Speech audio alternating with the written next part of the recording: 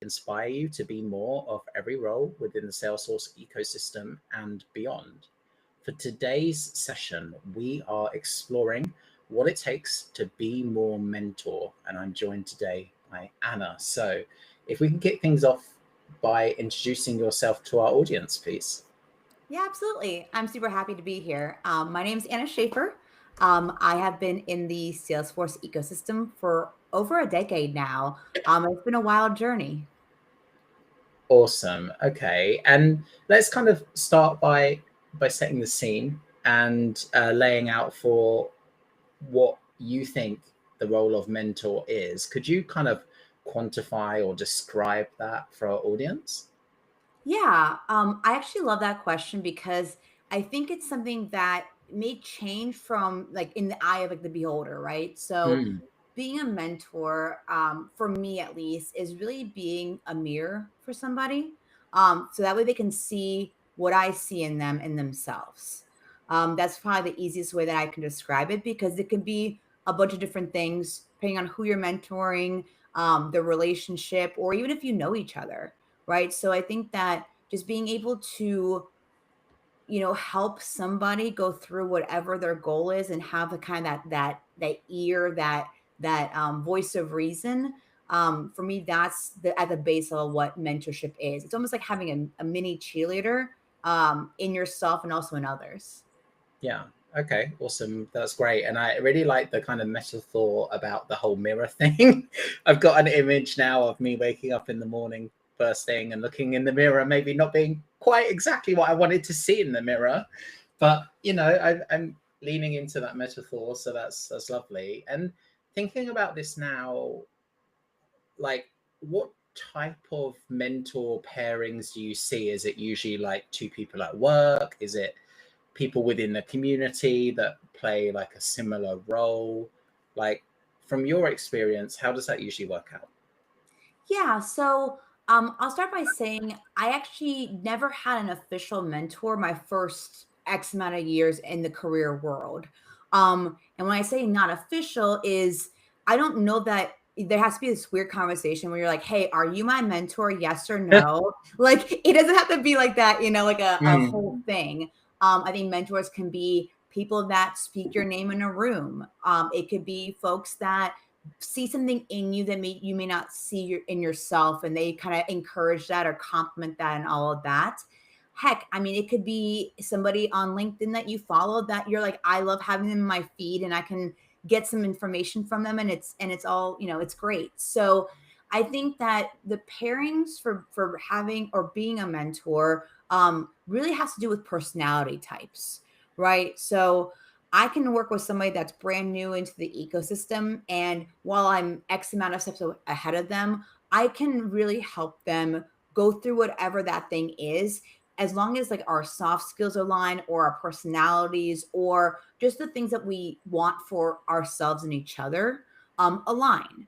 Right. It doesn't have to be that you have to be, a C-suite level and you can only mentor people in the VP level or vice versa, things mm, like that.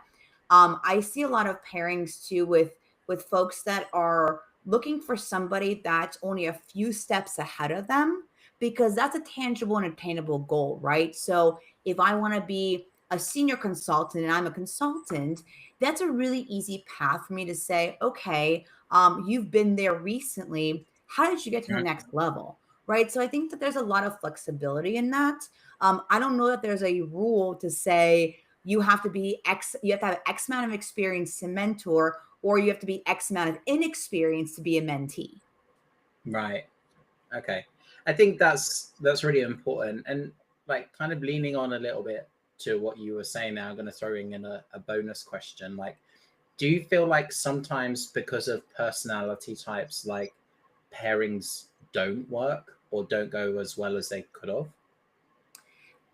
Yeah, I do believe so. I think in order to go through this journey, you have to want something more for yourself. Um, if Hmm. if you're just looking for somebody to do the work for you, it's going to be really hard. And I think that's where a lot of the times advice is only as good as the person that takes it, right? And then executes on it. So being realistic about the things that you want and being able to at least articulate, it doesn't have to be a full roadmap, but to say, I'm hoping to do X. Can you help me? I think that's really where it kind of falls apart. Because if you're saying, well, I want to make more money, as an example, well, Yeah. define that. What is more money? Like it's not a tangible way to measure a goal. The word more is very subjective. So if somebody's like, hey, I want to do more so I can provide a better life for my family. Okay, we'll define better life. Okay, I want flexibility, potentially more money, things like that. Mhm.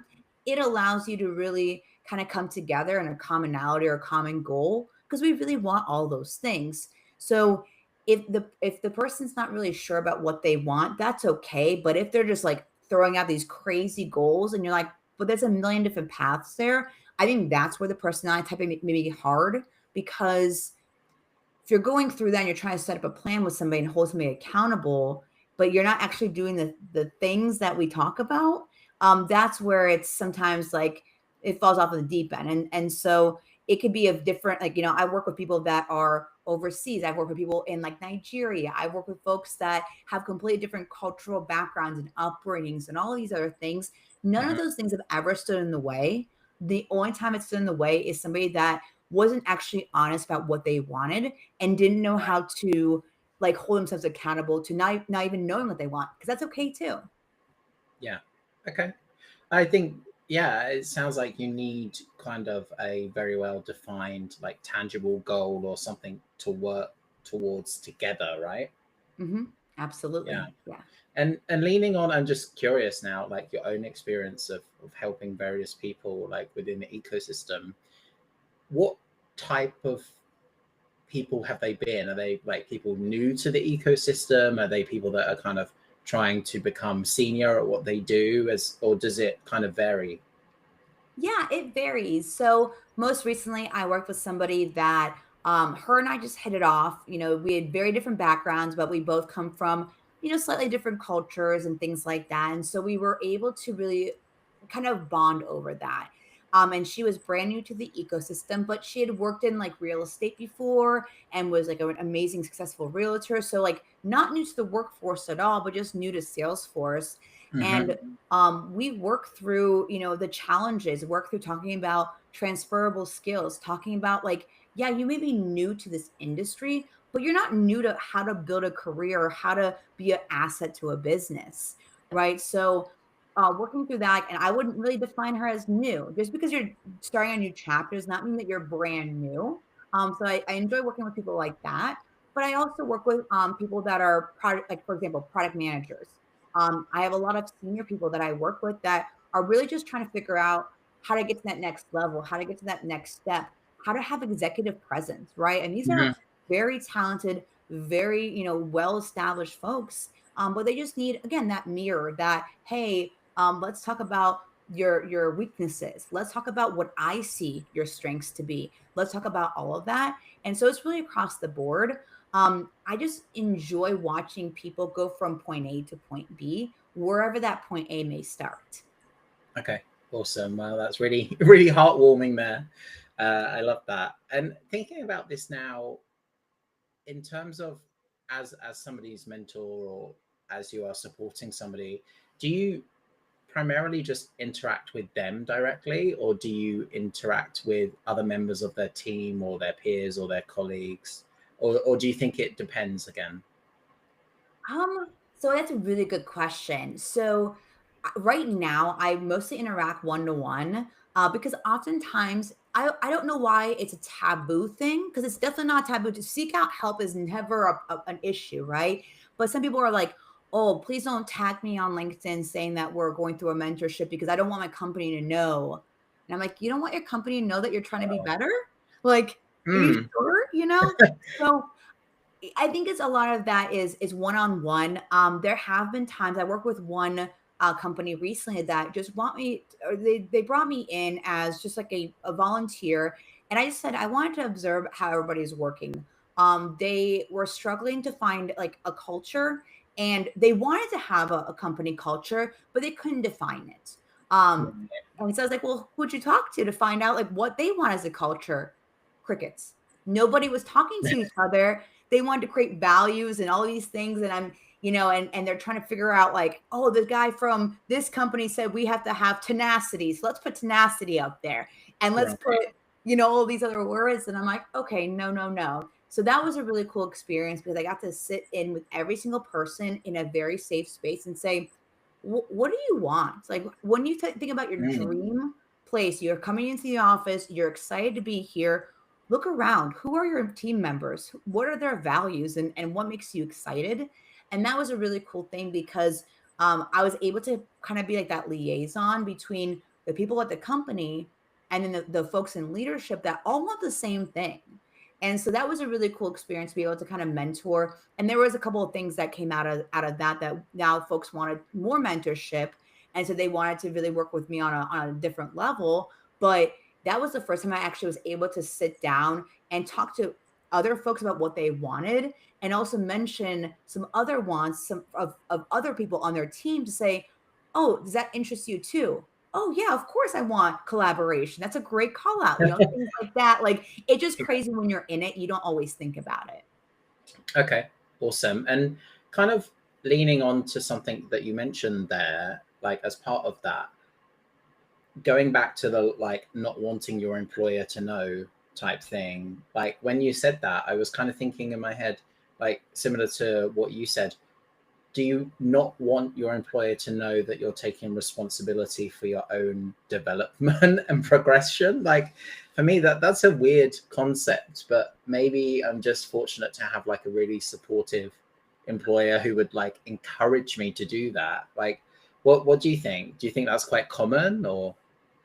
Um, so based on my experience, if you would have asked me this question probably 8 or 9 years ago, I would have been like, yeah, no, nobody wants you to quote unquote be better or, in this case, Mm, be more, right? They want you to, depending on where you're at, they want you to stay as you are and do your yeah. thing and just, go. And I think that depending on where you're at, from a workforce perspective, for example, like where I'm at now, my team's incredible. My CEO is incredible. He always encourages me to do things, even though they're uncomfortable.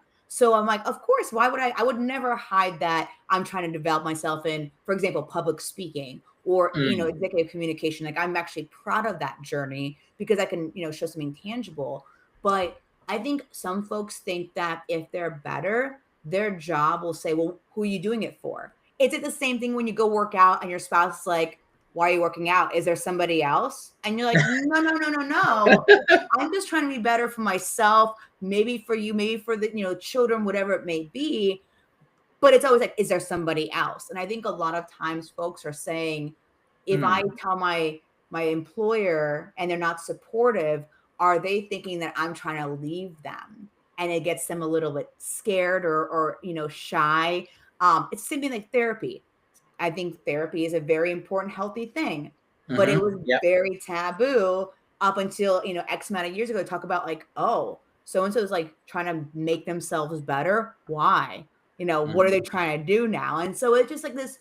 I like that it's a good concept to continue to say, hey, I'm investing myself. I'm taking, to your point, time out of my life. I could be doing yeah. anything in the world right now, but I'm trying to be better for me. But the byproduct of that is I could be a better employee or a better friend or a better, whatever I'm trying to be better at. Mm, yeah. Okay. Awesome. And thinking about this now, how do you fit this in along your kind of full-time responsibilities? Because your day job is something quite different, right? Yeah, yeah. So, yeah, I'm chief product officer at an ISV, so an independent software vendor built on Salesforce, and it's a startup too. So you Right. can tell I have a lot of free time, but um, yeah. So I think for me, I treat it like I would anything else. I make time for it because it's important to me, and I put it on the calendar. Right. I make Mhm. sure that it's very transparent. I spend time making sure that I'm available for folks when they need to, because some folks don't have the luxury of doing it 5, 6 o'clock at night. They have families, they have children, they have all these things that Yeah. they have to do, but they also want to be better. Right. And so I make time because I think it's important to me. And yes, my time is very valuable day to day, but this is very valuable as well. And I kind of look at that as like kind of spreading the multiplier, right? Spreading, being able to be that person to take the time out of your day. And it helps me too. I mean, a lot of this is me getting better. Any advice I give, I Hmm. won't give advice I won't take. So you know that the next Yeah, call I'm on, if I'm like, oh no, I just gave this advice to be more, clear, and I'm yeah, not being more clear, I'm kind of a hypocrite. And so it kind of helps me in my day to day as well. yeah. I think that's really important, holding yourself accountable and, doing as you say, as well as like getting other people to do that as well. Do you sometimes find like the whole scheduling thing, like if you're supporting somebody and perhaps they've missed a number of different sessions or things like that? I have an opinion about this, so I'm going to kind of throw it out to you before I share what I think. But is that like a red flag, like that they are not committed or as Mm. committed as they should be? Like, do you ever see that? Yeah. So when I first started, I used to get very, very upset, I guess, because we're all human, right? When Yeah, somebody cancels on you or they don't show up, you're like, did I do something? Is maybe it was me or I scared them off or anything like that. Um, that was how I felt, just being transparent. But I have a rule. And so my rule is, especially like for example, for Talent Stacker, there's a kind of a set schedule. So you get four right. meetings. Um, the first meeting, if you are late, whatever, that's fine. We're just getting to know each other. No big deal. Doesn't bother me at all. If you have to reschedule because life happens, not a problem at all. But if you miss two, that we'll have a conversation about that. Like, hey, how committed are you? Is there something that maybe we can do together to make this a priority for you? Right? Because I don't know what goes on. We're all adults. Like people have Mhm. a lot of Yeah, things going on in their life. So I don't just write them off. I would say I do have a 3 call rule. So if you're no call, no show, or reschedule 3 times in a row and it's the yeah, same meeting, then I would just ask that you come back whenever you are ready and I'll be right here. No big deal, no hard feelings. Again, just life. Timing's a big thing. But I'm excited to hear about what your thoughts are on that. yeah. I think I kind of have like a unwritten rule as well. First time is okay. Second time is kind of like, okay, let's try not to do it again. And third time is when I would have the conversation about like, do you actually have the time to support this? Are you able to focus on this? Or quite frankly, like, do you have other priorities? I think that's the type of conversation I would have.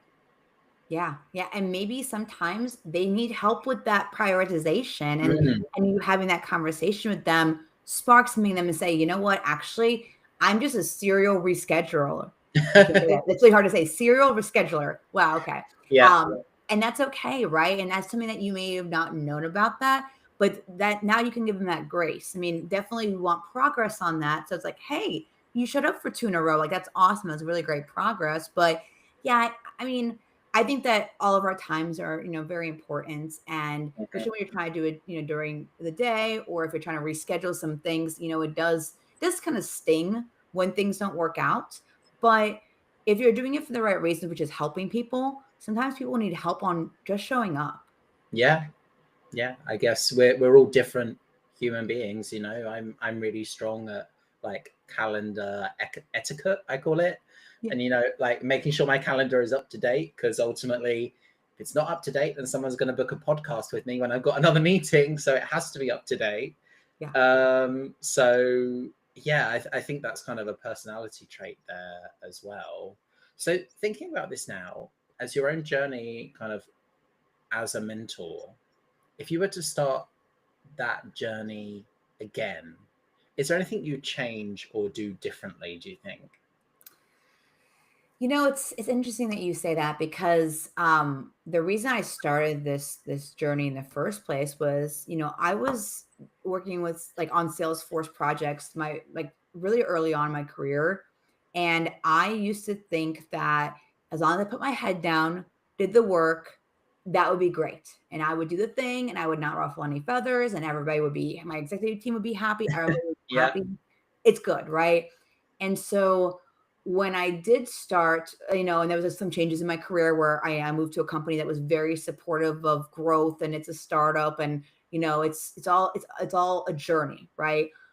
That's when I started mentoring. And I think that the reason I mentioned that is, I wish I would have started to be in the community a lot earlier than I was, because I was just a silent party. I was somebody, like, I would describe as not a creator. I was kind of more of somebody that was ingesting everything. I was seeing all these Right. other folks, and I was getting the benefit of who they were and all of that, but nobody knew that I was getting benefit from them. I wasn't reaching out saying, thanks so much for putting that post up or that blog or anything like that, even though it was helping me. So I think that would be the first thing I would have changed, is I would have been, I guess, louder for thankfulness that I had like people that were not actually mentors.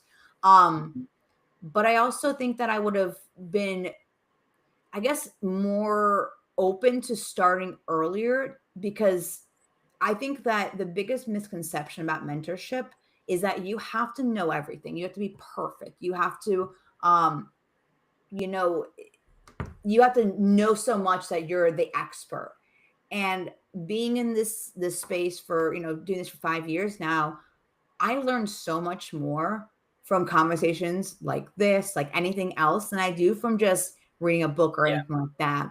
And I think that in order to be a mentor, you don't have to actually be anything more than yourself. So as long as you're curious, that's what, I think I would have just started out being a little bit more confident in my ability to give back.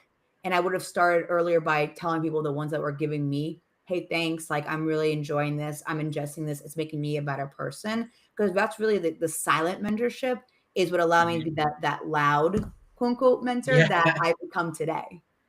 Okay. Awesome. And thinking about this now, if there's somebody that's watching or listening and they're feeling inspired, right, and they want to potentially become a mentor themselves, what tips, advice would you give to that person, do you think? Um, I would start with just do it. And I know that's Nike, and I know I'm sure there's gonna be like something like, you can't use our tagline, but it's so true. It's just do it, right? What does mentorship look like? It's practical, it's messy, it's Hmm. human. We're all humans. Sometimes it's role play, sometimes it's talking to somebody that's starting in a new role, and you may not know anything about that, but you're asking the right questions and you're starting to spark an interest in them. Like, Yeah. sometimes it's helping like a veteran speak about their experiences in ways that, hiring managers or, civilians understand, for example. And like I said, sometimes it's just being that mirror, that reflecting strengths back that you can't see in themselves. So I think that the advice I would say is just start. And even if you're not ready, even if you feel like, what value can you bring, all of that, sometimes people just needed somebody to talk to. And you're going to quickly figure out, like, okay, how do I define being a mentor? And it's not always giving advice. It really isn't. It could be being curious. It can be being supportive. It could be honestly just keeping somebody's calendar up to date for them and be like, hey, not good enough. Like, show up. And so Yeah. I think that with folks navigating, burnout and career pivots and all of these things, imposter syndrome, being a mentor is not a badge. It's about building the muscles to use to learn Hmm. and then unlearn and help others as well. And I think that that's really where, if you think about, how do I get started? Just ask somebody how you can help support them. It doesn't have to be anything official. It doesn't have to be anything crazy. It can just be, hey, I see you. How can I Hmm. help? Yeah. I love that. I'm very inclined now to get a badge printed that said mentorship is Yeah. not a badge. It's I a love that. I t-shirt in might that steal that. somewhere. Yeah. Mm, Yeah. yeah, I think that's great. And thinking about this now, like, are there any particular, I know we've touched on some already, but like any particular skills or attributes you think it takes to be a mentor? I think maybe I'm kind of going to chuck one of my own in there and see what you think. Like, I think it's important to be kind to yourself. Like, you might not get it perfect the first time, but in fact, you won't get it perfect any of the times. But you are learning, right? So I think that's something to consider. Is there anything else you'd kind of chuck in there? Yeah, there's two things that really come to mind that have changed the way I view myself because I've not always been this person. Like what you see here is years of challenge and overcoming a lot of different things. And a big thing in that is having a positive mental attitude. It's Mm, really saying, "Hey, even when it's hard, you're gonna be positive," and that positivity encourages others around you to then be that positive, it's almost like yeah, an aura. You can't fake that aura. If you're not there, you unfortunately can't help others because you're just gonna naturally go back to that negative mental attitude that, "No, not good enough, can't do it, great idea, but good luck," that kind of vibe. You don't yeah, want that, right? And so that to me just sticks to me very much. Like every time I think about every day, it's like I get to get up. It's not I have to get up and I have to go to the gym. I get to go to the gym and I get to get on these calls and talk to people. Like I get to do that, right? right, yeah, So that would be definitely a big thing. And then I think that this is something that's very hard, but it's very key. Guard your self-talk. Like just guard it. Like that voice in your head that's like when you same thing when you look at a mirror, like, oh, that's what I woke yeah, up to today. Like, that's yeah, really like, that's it, or like you're not good enough, or they're gonna find out all those things. Guard that because if you can't speak nice to yourself, you won't be able to speak nice to others. You won't be able to speak nice to anybody around you. And then there's going to be all of these things that come with that. And when you're alone in your room, you can have a best mentorship meeting ever. And you're like, wow, I'm really helping somebody. But you're going to be back to where mm, you were and you're going to be doubting yourself now. And there is no good things that come out of that because that's your voice. That's your true reality. And so I would say those are the two things that they just resonate with me. It's how I try to live my life every day. Nobody's perfect, but I always go back to that voice in my head saying, guard your self-talk and be positive because you can't control everything. yeah. And do you know what? The part of that that really resonated with me, and maybe this is just because of my love of Drag Race, right? But if you don't love yourself, like how can you love somebody else? I think that's really solid advice, right? Yeah, yeah, and it's easier said than done. I mean, nobody, at least I know, nobody's perfect. There, you talk to everybody that is Mm, doing all these things, and there's still going to be one thing that they want to change about themselves. But it's one thing to want to change something about yourself, and it's another thing to be just negative about like hmm, not actually truly loving who you are. Because at the end of the day, you got to be alone with yourself.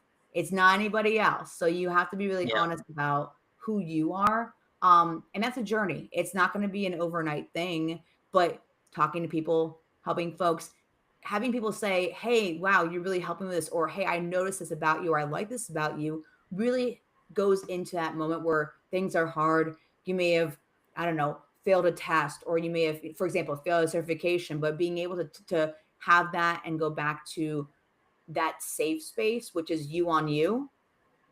I mean, you can't beat that. Absolutely can't beat that.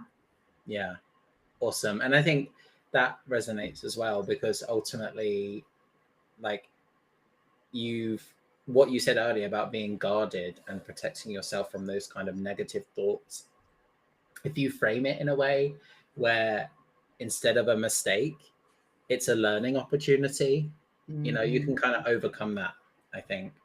Oh, yeah, for Yeah. sure, for sure.